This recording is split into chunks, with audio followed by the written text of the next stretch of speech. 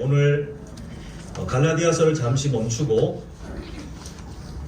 성탄절을 앞두고 우리가 어떤 예배 또 어떤 삶을 살고 있는지를 좀 살펴보고자 하는데요.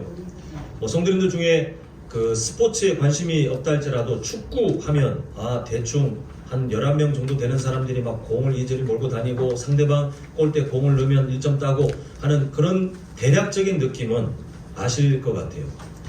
다른 팀 스포츠가 거의 비슷합니다만 축구를 예로 들면 사람 11명이 막 뒤섞여 있는 것 같지만 사실은 매우 정교한 작전 그리고 역할들이 분담되어 있더라고요.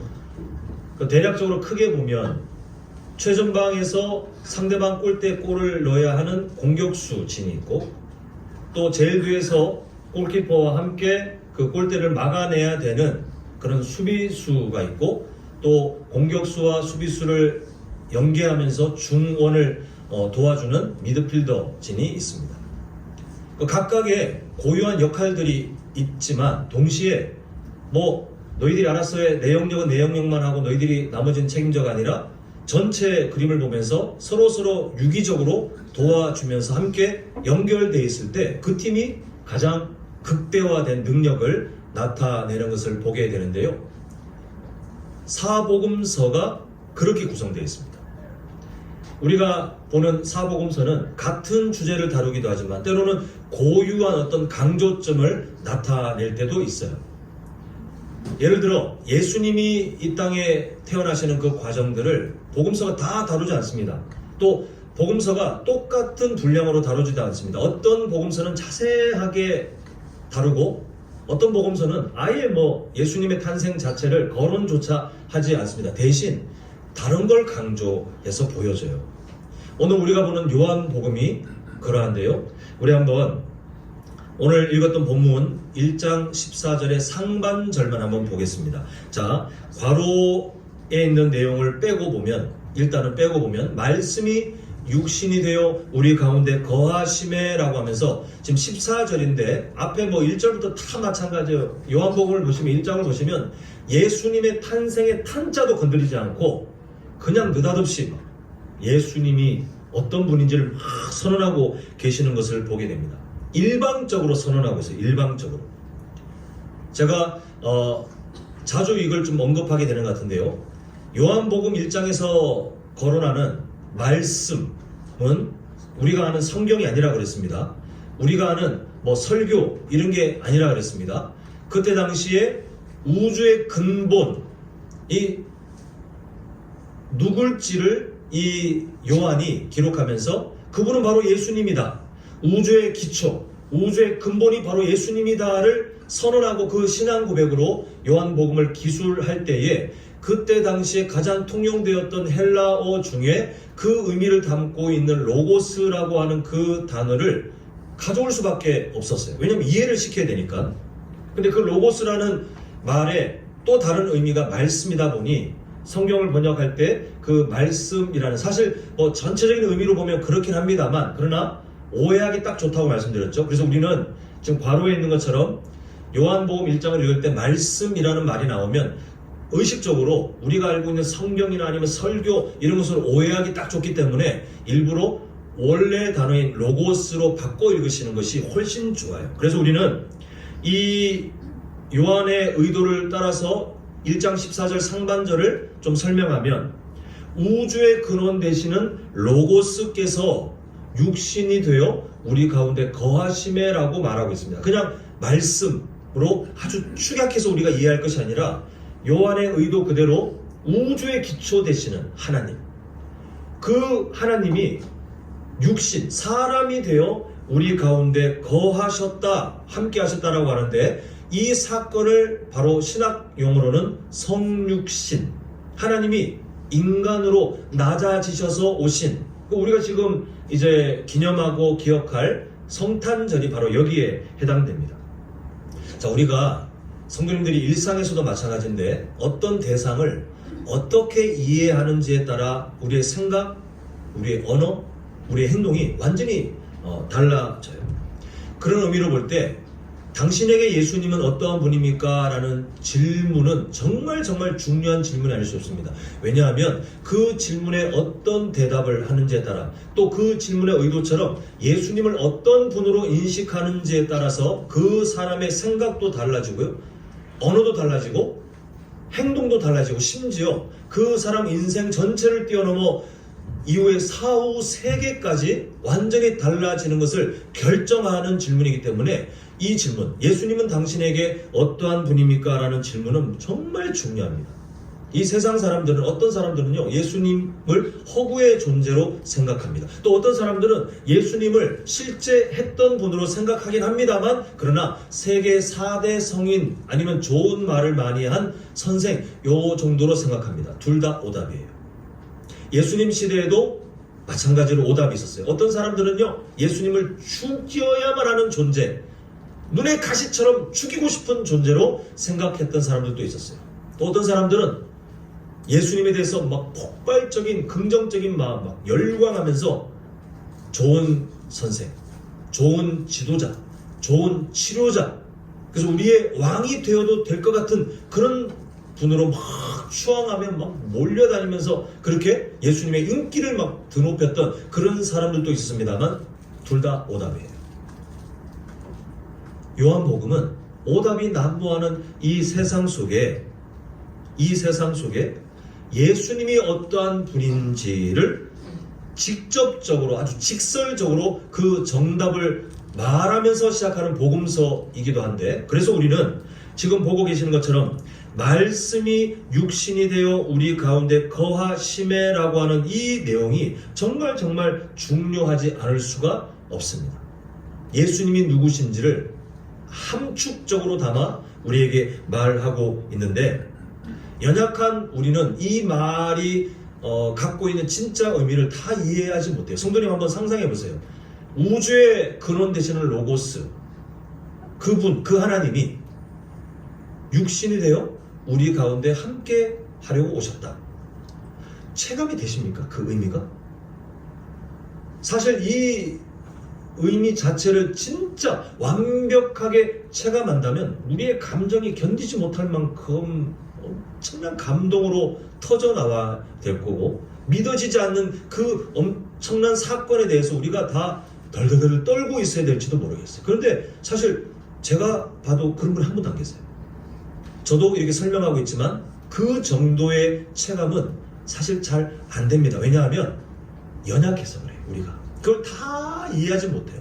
다만 우리가 그걸 완전하게 우리의 작은 그릇으로 그 엄청난 사건과 그 의미를 있는 그대로 다 담아내지 못한다 할지라도 성경이 우리에게 가르치는 그 내용만큼 이해하고 그것을 신앙 고백으로 우리가 품고 살아가면 그 정도로 살아가도 우리가 충분하다고 성경은 말씀하고 있는데, 오늘은 그 의미 중에 중요한 두 가지만 함께 좀 살펴보고자 합니다.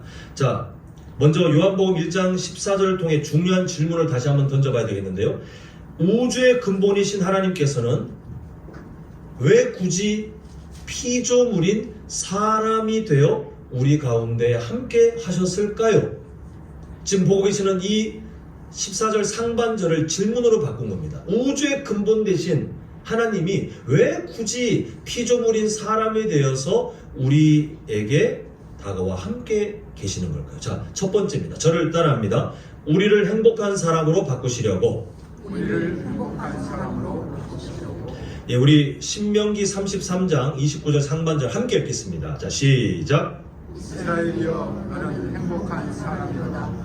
여호와의 구원을 너같이 얻은 백성이 누구냐? 기억나시죠? 이게 우리 올해 어떤 날 이 말씀을 나눴냐면 정말 중요한 날이잖아요. 우리 교회 75주년 설립 75주년 감사 온세대 연합 예배 드릴 때 나눴던 말씀입니다. 하나님께서 우리에게 갖고 계시는 그 소망, 그 마음을 보니까 죄를 짓기만 하면 내가 즉결 심판으로 너를 벌하리라, 이런 마음으로 막 살피는 감시자가 아니라 우리가 행복하길 바라시는 아빠 하나님이신 거예요. 그 말씀이, 그 마음이 신명기 33장 29절에 이스라엘이여, 하나님께서 선택하신 백성들을 궁극적으로 이루는 그 말 아닙니까? 선언하시기를 너는 행복한 사람이로다. 하나님께서 아예 목적지를 딱 정해두신 거예요. 너는 행복한 사람이로다. 그걸 배워가고 있기 때문에 그래요. 근데 그 비결은 뒤에 있는 그게 꼭 이루어져야 돼요. 여호와의 무엇을요? 구원을 너같이 얻은 백성이 누구냐? 하나님의 구원을 얻은 사람만 진정한 행복한 인생을 누릴 수 있기 때문에 하나님께서 그 간절한 꿈을 갖고 계십니다. 하나님께서 주시는 그 은혜, 구원의 은혜를 누린 사람들만 이 행복한 인생을 배우고 또 누릴 수 있게 되는데, 근데 문제는 하나님께서 주시는 구원의 은혜는 구원자이신 예수님께서 이 땅에 오셔야만 허락되는 일이었어요. 이 일이 있기 전에는 하나님께서 계획하신 구원이 아직은 완성되기 전, 신명기 33장 그 시간의 시점으로는 예수님이 오시기 전, 아직 그 일이 완성되기 전, 그러나 장차 이루실 그 때를 하나님께서 선언하시면서 그 시대를 살아가고 있던 이스라엘 백성들이 정말 하나님의 구원을 완전히 누린 사람들입니까? 사실은 그렇지 않잖아요. 구약 성경은 사실 실패한 이스라엘의 역사로 마무리되고 있습니다. 근데 하나님께서는 원대한 꿈, 구원 역사를 이미 계획하셨고 완성시키실 것이고, 그 목적지가 바로 행복한 사람이에요. 구원받은 사람들이 하나님께로부터 진정한 행복을 누릴 것을 하나님께서 선언하고 계셨어요. 돈이 많다고 자격이 생기는 게 아니고, 공부를 정말 잘했다고 자격이 생기는 것이 아니고, 심지어 세상 사람들이 착각하는 것처럼 정말 착한 일을 많이 한다고 자격이 생기는 것이 아니었습니다. 왜냐하면 우리가 칼빈주의 5대 강령에서 본 것처럼 첫 번째 주제가 뭐였죠? 우리는 원래 예수님 믿기 전 우리의 상태는 아무도 피할 바 없이 전적 타락, 전적 무능력 상태였기 때문에 우리는 스스로 뭔가를 가지고 하나님께서 주시고자 하는 이 행복한 상태를 얻어낼 방법이 단 하나도 우리에게는 그 자격과 어떤 가능성이 없었습니다. 예수님 믿기 전 우리의 상태는 그야말로 이스라엘이여 너는 행복한 사람이로다와 완전히 반대편에 있는, 하나님이 주시고자 하는 그 삶과 완전히 반대편에 있는 그런 불가능한 상태였습니다. 근데 여기서 반대로 생각하자면, 우리가 그럼에도 하나님이 주시고자 하는 전적 타락, 전적 무능력한 상태에 있는 우리가 하나님이 주시고자 하는 그 행복한 상태로 변화되기 위한 유일한 방법은 아까 우리가 보았던 이 일밖에 없어요. 말씀이 육신이 되어 우리 가운데 거하심에가 이루어지면 우리는 전적 타락, 전적 무능력이지만 그 행복의 근원 되시는 예수님으로 인하여 우리의 삶이 바뀌는 거예요. 하나님이 꿈꾸시는 바가 바로 그것입니다. 그러다 보니 행복의 근원 되시는 예수께서는 반드시 우리에게 오셔야 했고, 오신 그 예수님에 대한 별명이 그 의미를 담고 있는데, 자 보시면 예수님이 땅에 오신 것을 설명하는 아주 유명한 말씀 아닙니까? 근데 보면 별명이 뭐라고요? 네 글자로 임마누엘, 그리고 번역이 뭐라고 되어 있죠? 하나님이 우리와 함께 계시다 라고 말하고 있어요. 예수님의 별명 임마누엘, 하나님이 우리와 함께 계시다. 예수님이 이 땅에 오신 목적은 우리와 함께 계시기 위해서. 근데 그 함께 계시기 위한 이유를 아까 첫 번째 저를 따라하십시오 했던 그 내용 기억하십니까? 우리를 어떤 존재로 바꾸시려고요? 행복한 존재로 바꿔주시기 위해서. 그 비결밖에 없기 때문에 하나님이신 그분이 여기 탐방 오신 게 아니잖아요. 그분이 여기 무슨 여행 오신 게 아니잖아요. 하나님이신 그분이 하늘 영광 다 던져버리고 피조물인 인간으로 오셨다는 것이 우리에게 체감이 되지 않지만 하나님이신 그분께 정말 어울리지 않는 일이었어요. 그런데 그분은 오셔야만 했다는 겁니다. 그렇지 않고는 선택한 하나님의 백성들이 행복한 존재가 되지 않기 때문에 그렇습니다. 예수님께서 행복을 누릴 수 없던 예전의 우리를 이제는 행복한 존재로 바꾸시기 위해 직접 다가오신 그 날이 바로 우리가 기념하는 성탄절이에요. 굳이 안 오셔도 되는데 자신을 한없이 낮추시며 그렇게 오셔야만 했던 그 날이, 우리를 그렇게 행복한 존재로 바꾸시기 위해 오신 날이 우리가 기념하고 있는 성탄절의 의미입니다. 자, 이제 두 번째, 또다시 핵심적인 질문을 한번 해봐야 되겠습니다. 아까 전에 1장 14절 상반절 기억하시죠? 우주의 근본이신 하나님께서 왜 굳이 피조물인 사람이 되어 우리 가운데 함께 하셨을까요? 자, 저를 따라합니다. 우리의 대표자로 죽으시려고. 자, 시작. 우리의 대표자로 죽으시려고. 우리가 잘 아는 말씀이죠. 함께 읽습니다. 시작. 하나님이 세상을 이처럼 사랑하사 독생자를 주셨으니 이는 그를 믿는 자마다 멸망하지 않고 영생을 얻게 하려 하심이라. 자, 우리는 앞에서 우리를 향하신 하나님의 마음이 어떠한지를 이미 확인했습니다. 우리가 행복한 존재가 되길 바라십니다. 죄의 저주에 갇혀서 세상의 행복을 찾지만, 그러나 전도서의 전도자가 말한 것처럼 헛되니 헛된 그 것, 마치 바다 한가운데서 물이 없어서 결국은 그 갈증을 한번 참아보려고 바닷물을 퍼먹지만 더 극심한 갈증으로 들어갈 수밖에 없는 그 세상의 헛된 행복에 갇혀있지 않도록 하나님께서는 우리에게 참된 행복이 무엇인지를 알려주고 싶으셨고 누리게 해주고 싶으셨다는 것을 우리가 아까 보았어요. 그런데 하나님께서 그렇게 바라기만 하시고, 너희들 행복했으면 좋겠어, 바라기만 하시고 아무런 조치를 안 하신다면 우리는 의심할 바 없어요. 하나님께서 아무리 그렇게 바라셔도 우리는 결국 죄의 저주에 갇힌 존재로 멸망받는 것이 정해진 이치였습니다. 하나님을 거부하고 하나님과 상관없는 존재로 그렇게 살다가 극에 대한 대가 지불을 할 수밖에 없는 존재였어요. 성도님들, 죄를 자꾸 축소하지 말라 그랬잖아요. 죄라고 하면 막 엄청난 범죄, 도덕적으로 손가락질 당할 만한 일, 아니면 언제든지 경찰이 들이닥쳐서 잡아갈 만한 어떤 일, 그렇게 죄를 축소하면 우리는 한없이 착한 사람입니다. 여기 계신 분들 다 착한 사람일 거예요.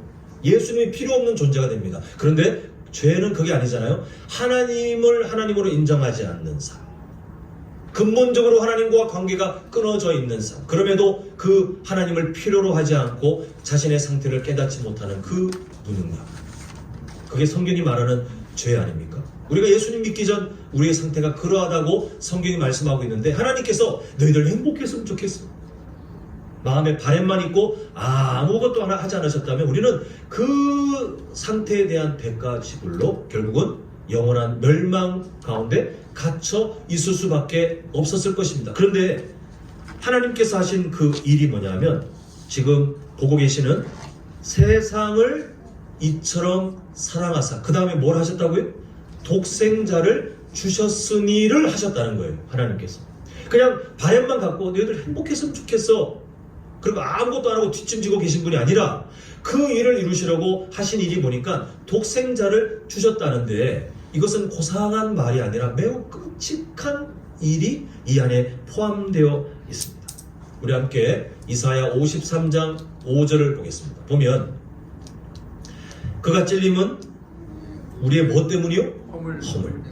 그가 상함은 그 다음에 우리의 뭐 때문이죠? 죄악 때문. 자, 왜 성자 하나님이신 우주의 근본이신 그 로고스이신 예수님이 왜 저렇게 끔찍한, 그리고 참 억울한 취급을 당하셔야 했는가?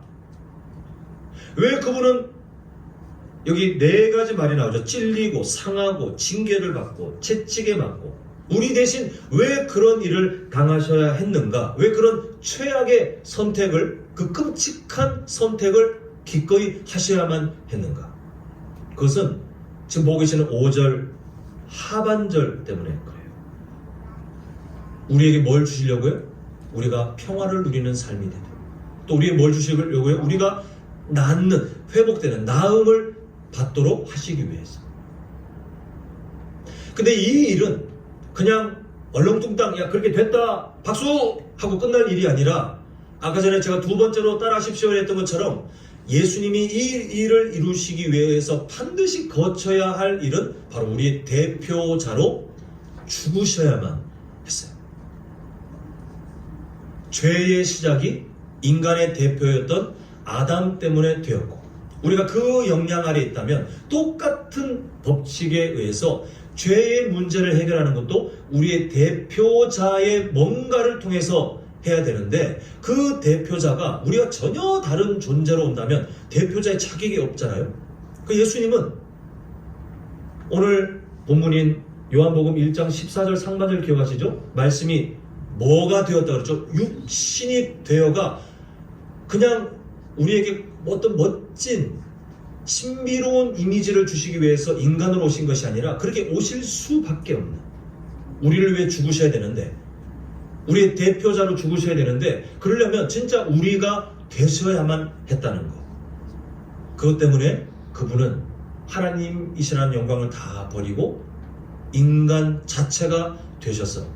그러나 죄가 없으신 대표자로 우리가 짊어지고 있는 모든 죄를 그분이 다 짊어지고 결국은 십자가에서 못 박혀서 과다출혈로 돌아가신 게 아니라 하나님의 저주를 당하여 우리 대신 처참하게 그곳에서 죽으셔야만 했습니다. 하나님은 이걸 아무도 못 보게 그 순간 예수님께 하나님의 저주를 다 퍼붓는 순간 캄캄하게 만드셔서 아무도 못 보게 하셨어요. 그 처참한 상황을 이해할 수 없기 때문에 하나님은 감추시고 하나님께서 대신 그 매를 들고, 그 저주의 매를 들고 예수님을 때리셨어요. 뭘 위해서요? 다시 언급하자면 5절 끝에 있는 그 은혜를 우리에게 주시기 위해서. 첫 번째 주제로 정리하자면 우리를 죄의 저주에서 꺼내어 행복한 존재, 하나님 앞에서 행복한 존재로 만드시기 위해서 예수님은 그렇게 하셔야만 했습니다. 그래서 예수님께서 태어나신 그 과정을 보니 우리나라 그 과거의 어떤 전설처럼 뭐 신비롭게 알에서 태어나거나 뭐 어떤 신비로운 동물을 통해서 그게 아니라 진짜 인간인 마리아를 통하여, 그러나 인간의 일반적인 출생 과정과 다르게 성령 하나님의 그 은혜를 통하여 잉태되게 해서 인간의 몸을 통해 진짜 인간으로 태어남을 통해서 인간 대표자의 자격을 획득하셨고, 그리고 그 자격을 가지고 아까 말씀드린 것처럼 끔찍한 하나님의 저주를 받아 나무에 달려 죽는 그 일을 감당하셨습니다. 우리를 행복하게 하시며 그 일을 이루기 위해 오신 날이 바로 성탄절, 우리가 그 일을 기념하고 있는 거예요. 오늘 설교 제목이 뭔지 혹시 아십니까? 한번 주보를 보시면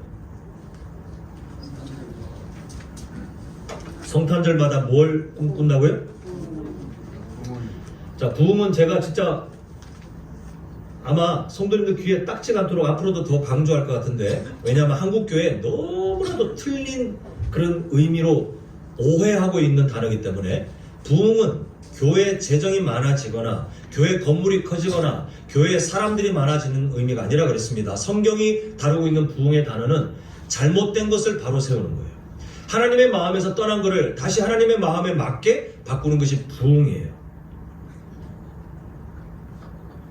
그런 의미로 볼 때 우리는 매년마다 우리가 너무나도 그렇게 깊게 습관화되어 있고, 또 우리가 살고 있는 세상이 더 거세게 세속화되어 가고 있기 때문에 우리는 정신 바짝 차리고 성탄절이 될 때마다, 가까워올 때마다 하나님의 마음에서 떠나 있는 것들을 우리가 바라보며 빨리 다시 원래 자리로 돌아오도록 회복시키려고 하는 몸부림이 반드시 필요해요. 좀 몇 가지만 좀 보겠는데요. 이것까지 언급해야 되냐 싶겠지만 한번 잘 들어보십시오. 성탄절 하면 떠오르는 아이템들이 있습니다.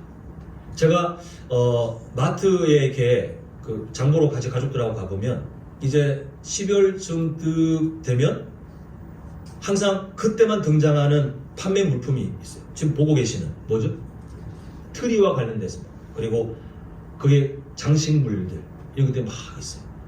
자, 성탄 트리, 성탄 트리의 기원은 막 제가 찾아보니까 여러 개 막 이런 거였다 이런 게 다 필요 없고, 이 성탄 트리가, 이 트리가 원래 나무에 기념품을 달고 하는 이게 교회의 문화로 자리 잡게 된 원래 출발은요, 예수님께서 이 땅에 오신 그 날을 함께 기념하고 그것을 기뻐하기 위한 물건으로 사용됐어요. 그전에는 전혀 기독교와 전혀 다른 전통들을 그 어떤 시작 유래로 보고 있는데, 그건 둘째치고 교회 문화로 자리 잡게 된 첫 번째 마음은 저 장식물을 통해 빛 대신 예수님께서 이 땅에 오신 그 날을 아기 예수님을 기념하면서 기억하기 위한 출발점으로 시작하면서 그 미국의 각 가정들마다 교회마다 그 문화가 나중에 선교사들을 통해서 각 지역마다, 우리나라도 마찬가지예요. 그렇게 출발되었습니다. 근데 지금은 어떻게 됐어요? 종교 신앙 수준과 상관없이 그냥 연말에 좀 들뜬, 이 연말에 좀 그 어떤 그 놀만한 분위기, 그런 어떤 그 가족들끼리 한다면 좋은 분위기, 연인들끼리 한다면 그 날을 기념하는 어떤 분위기, 예수님은 싹 사라지고 이제 성탄절의 어떤 상징물로, 그냥 그 날, 그 연말의 어떤 상징물로 남아버렸어요. 원래의 의도는 아기 예수님을 기념하며 함께 그 날에 집중하기 위한 그런 상징물로 등장했었는데, 어느 순간 세속적인 이 문화 속에서 변질되어 버렸어요. 지금도 각 마트마다 보면 이 성탄 트리들이 가득 있지만, 그 마트가 예수님을 믿는 사람들을 위해서 준비해놨을까요? 아니에요. 종교적인 물건으로 생각하는 사람 아무도 없습니다. 이미 그 의미가 사라졌어요. 자, 산타크로스. 원래 성 니콜라스라고 하는 니콜라우스라고 하는 분이, 우리가 예전에 터키라고 불렀는데 이제 우리가 이름이 바뀌었죠. 튀르키예라고 하는, 과거에 선행을 많이 했던 그 니콜라우스라고 하는 목회자가 있었습니다. 그 사람이 왜 선행을 많이 했을까요? 예수님의 가르침을 따라, 예수님의 마음을 닮아, 그렇게 눈에 보이지 않게 어려운 사람들을 참 많이 도왔어요. 그리고 그분이 세상을 떠난 다음에 그분의 선행을 기념하며 프랑스에 있는 수녀들이 가난한 아이들에게 선물을 주면서 이 아이들에게 12월이 되었을 때에 선물 주는 문화가 점점 시작되었어요. 선행이 이제 선행을 낳게 되었는데, 나중에 이제는 이 성 니콜라우스와 관련되어서 나중에 어디로까지 가냐면, 네덜란드 사람들이 미국에 정착하면서 이 문화를 갖고 와가지고 그 사람들의 발음으로 나중에 이 발음이 영어화된 게 성 니콜라우스가 나중에 산타클로스라고 이름이 굳어져요. 그리고 어떤 우리가 잘 아는 음료 회사가 이 그 캐릭터를 더 상품화해가지고, 원래는 빨간색도 아니었거든요. 빨간색을 입은 할아버지 이미지로 아예 굳혀져 버렸어요. 자, 참 희한하지 않습니까? 원래 예수님의 마음을 따라 선행을 하며 살아가던 한 목회자의 삶이 세속적인 문화를 거치면서 이제는 성탄절, 크리스마스의 가장 대표적인 캐릭터, 주인공으로 아예 자리매김하면서 그 캐릭터가 원래 그 성 니콜라우스라고 하는 목회자가 나중에 이렇게 될 것을 알았다면 아마 기가 막혀 있을 것 같아요. 근데 그 과정을 통해서 이제는 예수님이 완전히 가려진 것을 보게 돼요. 제가 어떤 생각이냐면, 우리 교회의 장식물들, 또 우리 교회에 어떤 성탄절 분위기를 내기 위해서 어떤 것을 좀 더 보강하면 될까 고민해봤는데, 항상 저조차도 제일 먼저 떠오르는, 그리고 저조차도 이게 어떤 장식물들을 볼 때 가장 많이 등장하는 게 산타클로스, 아니면 눈사람, 아니면 루돌프 사슴, 아니면 선물 상자, 다 이런 것밖에 없어요. 예수님의 마음으로 시작했던 그 선행, 근데 나중에 시간이 지나면서 예수님을 덮어버리는 어떤 상징이 되어서 앞으로 아마 안 바뀔 것 같아요. 자, 또 크리스마스 캐롤. 크리스마스 캐롤이라는 말 자체가 찬양이라는 말이거든요. 성탄절과 관련된 찬양인데 우리 성도님들 요즘은 저작권 때문에 예전처럼 막 어디 갈 때 길거리마다 막 노래가 들리진 않지만 성도님들께서 어떤 노래가 들리면 성탄절 분위기 나네, 크리스마스가 가까웠네 하는 그런 노래들이 참 많이 있을 겁니다. 그런데 잘 보면요, 이름 자체는 크리스마스 캐롤, 성탄절 찬양인데 가사를 보면 루돌프, 노래 가사 끝까지 사슴에 대한 이야기예요. 소나무야 소나무야. 제가 가사를 찾아봤거든요. 근데 소나무에 대한 참 긴 눈 사이로 아시죠? 그 노래 가사가 뭘 것 같습니까? 우리가 그냥 의미 없이 막 부를 때가 많은데 그냥 흰 눈 사이로 막 즐겁게 노는 게 너무 좋대요. 그런 노래예요. 전 세계적으로 히트친 팝송들도 한 두어 곡 있습니다. 크리스마스 하면 맨날 그 노래 나오고 크리스마스 하면 막 그 노래 신청곡이 라디오에 많아요. 어떤 노래는 헤어진 여인에 대한 그리움, 또 어떤 노래는요 막 전 세계적으로 히트친 크리스마스와 관련된 팝송인데 그 노래 가사는 오늘 밤에 새로운 연인과 밤을 보낼 것을 기대하는. 근데 사람들은 그 노래 들으면서 크리스마스가 왔네, 성탄절이 왔네 이렇게 생각해요. 이상하지 않습니까? 원래는 예수님을 기념하는 성탄절 찬양들이 불러졌던 그 크리스마스 캐롤이 어느 순간 다른 것들로 채워지면서 나중에는 세속적인 문화가 전 세계 사람들에게 오히려 더 사랑받고 그게 그냥 성탄절 분위기, 그게 당연히 크리스마스인 것처럼 가장 많은 신청곡으로 등장하는 그 상황. 이상하지 않습니까? 원래는 이 땅에 우리를 행복하게 하시려고 굳이 피조물인 사람이 되어 이 땅에 오셨습니다. 우리의 대표자로 처참하게 죽으시기 위해 이 땅에 오신 그 예수님의 사랑, 그 마음, 그 구원의 은혜를 우리가 다시 주목하기 위한 날이 성탄절인데 이제 다 빼앗겨버렸어요. 다 빼앗겨버렸어요. 한번 여쭤보고 싶습니다. 시간이 지나면 이 세상은 다시 원래 성탄절의 의미를 회복할 수 있을 것 같습니까? 없을 것 같습니까? 저는 장담컨대 없을 것 같아요. 아니, 더 심해질 거예요. 더 그 의미에서 벗어날 겁니다. 교회들조차도. 오늘 설교 제목이 부흥을 꿈꾸다인 이유가 뭐냐면 우리는 매년마다 이 즈음 되면 나도 모르게 학습된 그대로 이 분위기, 세상이 그냥 그렇게 흘러가고 있는 이 분위기에 그대로 녹아들어 그냥 살아갈 겁니다.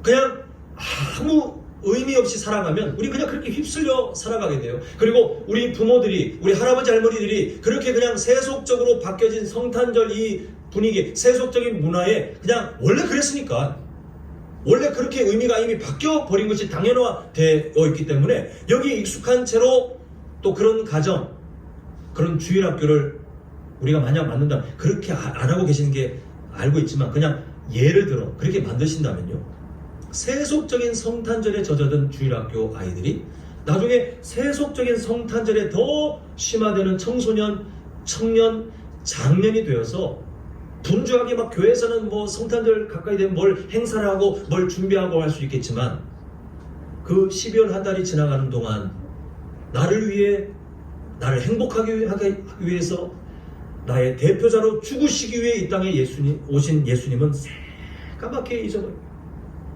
그런 세상이 점점 예수님이 오시기 전까지 더 심해질 겁니다. 우리는 앞으로 어떻게 해야 될까요? 한 가지 비유를 하고 싶습니다. 중요한 시험을 앞둔, 시험이 내일이에요. 중요한 시험을 앞둔 고3 학생이 있다고 칩시다. 그 고3 학생이 그 중요한 시간에 학교에서 함께 자율학습하면서 공부를 하는데 그날 하필 희한하게도 다음날이 시험인데 다 공부해야 되는데 전체 반 아이들이 다 그냥 놀자판 막 시끄럽게 뛰어다니고 그렇게 할 때 성숙한 학생이라면 무엇을 선택해야 될까요? 에이 뭐지 나도 모르겠다. 그 일을 선택해야 될까요? 아니면 할 수 있는 한 귀를 막든 아니면 정말 정신을 집중해서 아무리 방해돼도 최선을 다해서 그 시간을 공부하는 선택을 해야 될까요? 우리 성도님들 보기에는 어떤 선택이 더 성숙한 모습입니까?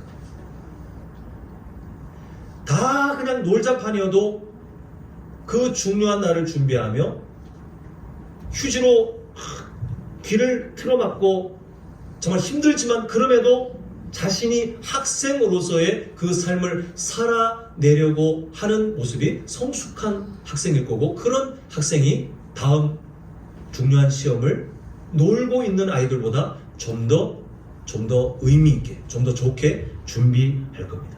우리의 삶이 똑같아요. 한번 저를 따라했으면 좋겠습니다. 없네요. 자, 한번 저를 따라합니다. 그럼에도 성도의 삶을 살아냅시다. 자, 시작. 그럼에도 성도의 삶을 살아냅시다. 앞으로 아무리 제가 이렇게 떠들어 봐도 이 세상 바뀔 거 아무것도 없어요. 더 심해질 겁니다. 그런데 성경님 부탁드리고 싶은 게 뭐냐면, 그럼에도 우리는 성도의 삶을 살아내야 될 것 같아요. 아까 예를 들어 드린 몇 가지를 그냥 비유로 연결해서 하자면, 성탄트리가 이미 세속적인 그냥 연말 분위기를 내는 그냥 장식물로 전락했다 할지라도, 우리는 볼 때마다 우리가 성탄트리 점등 예배 때 함께 봤잖아요. 누굴 떠올리는 거예요? 우리를 위해 이 땅에 빛으로 오신 예수님을 기억하십시오. 억지로라도 기억을 하십시오. 그러면 됩니다.